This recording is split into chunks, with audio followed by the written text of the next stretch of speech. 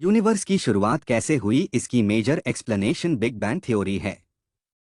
सीधे शब्दों में कहें तो यूनिवर्स, जैसा कि हम जानते हैं, इसकी शुरुआत एक छोटे, गर्म और डेंस सिंगल पॉइंट से हुई थी, जिसमें हुए धमाके से ये अगले 13.7 अरब वर्षों तक फूलता और फैलता रहा और आज भी फैल रहा है।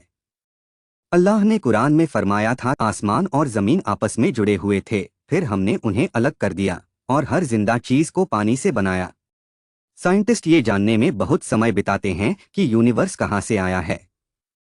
बिग बैंग थ्योरी इस बात की एक्सप्लेनेशन है कि यूनिवर्स की शुरुआत कैसे हुई, लेकिन वे ये पता लगाने के लिए भी काम करते हैं कि ये कहाँ जा रहा है। यूनिवर्स के भविष्य की एक संभावना बिग क्रंच थ्योरी है। अगर आप बिग बैंग से परिचित हैं तो आप जानते हैं कि यूनिवर्स एक वक्त मैटर का एक छोटा सा बिंदु था। फिर वह छोटी सी बिंदी तेजी से बढ़ी और वो सब कुछ बन गया जो आज मौजूद है। और यूनिवर्स अभी भी फैल रहा है, आकाशगंगाओं को एक दूसरे से दूर और दूर ले जा रहा है। अल्लाह ने कुरान में फरमाया था, और हमने आसमान को बनाया अपने जोर से और बेशक हम उसकी कुदरत रखते हैं। बिग क्रंच थ्योरी कहती है कि एक दिन यूनिवर्स बढ़ना बंद कर देगा, फिर यह सिकुड़ना शुरू हो जाएगा। जैसे जैसे यूनिवर्स छोटा होता जाएगा, ये गर्म भी होता जाएगा। इसके बारे में सोचने का एक तरीका बिग बैंग के विपरीत है। फैलने और ठंडा होने के बजाय यूनिवर्स सिकुड़ जाएगा और गर्म हो जाएगा। आखिरकार यूनिवर्स में मौजूद हर चीज एक छोटे बिंदु में ढह जाएगी, ठीक वहीं जहां से इसकी शुरुआत हुई थी। और फिर क्या?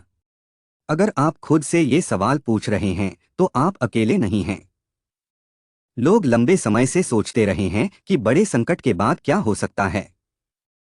कुछ लोगों का मानना है कि यूनिवर्स एक बिग बैंग के साथ फिर से शुरू हो सकता है। दूसरों को लगता है कि यूनिवर्स एक नई जगह पर बुलबुले की तरह फूट जाएगा। कुछ लोग ये भी मानते हैं कि ये प्रक्रिया बार बार घटित होती है, जिससे हमारे यूनिवर्स के अलावा कई यूनिवर्स बनते हैं। सवाल ये है कि क्या बिग क्रंच पॉसिबल है? अल्लाह ने कुरान में फरमाया था, जिस दिन हम आसमान को लपेट देंगे जैसे तहरीर के कागज का तुमार लपेटा जाता है। जैसे हमने पहली बार पैदाइश की थी, हम उसे फिर लौटा देंगे, ये वादा हम पर है, बेशक हम पूरा करने वाले हैं। दरअसल आज कई साइंटिस्ट्स को डाउट है कि ऐसा होगा। ऐसा इसलिए है क्योंकि बिग क्रंच के होने के लिए यूनिवर्स के एक्सपेंशन को धीमा करना होगा, लेकिन इसका ठीक उल्टा हो रहा है। यूनिवर्स का एक्सपेंशन धीमा होने के बजाय तेज हो रहा है। ये कैसे पॉसिबल है? अल्लाह ने कुरान में फरमाया था, और वही वो कादिरे मुत्तलिक है जिसने रात और दिन और सूरज और चांद को पैदा किया कि सब के सब अपने मदार में तैर रहे हैं। साइंटिस्ट्स डार्क एनर्जी की ओर इशारा करते हैं। वे अभी भी पूरी तरह से नहीं समझ पाए हैं कि डार्क एनर्जी कैसे काम करती है, लेकिन ये यूनिवर्स में लगभग 70% एनर्जी बनाता है और ये यूनिवर्स को तेजी से बढ़ने के लिए प्रेरित कर रहा है।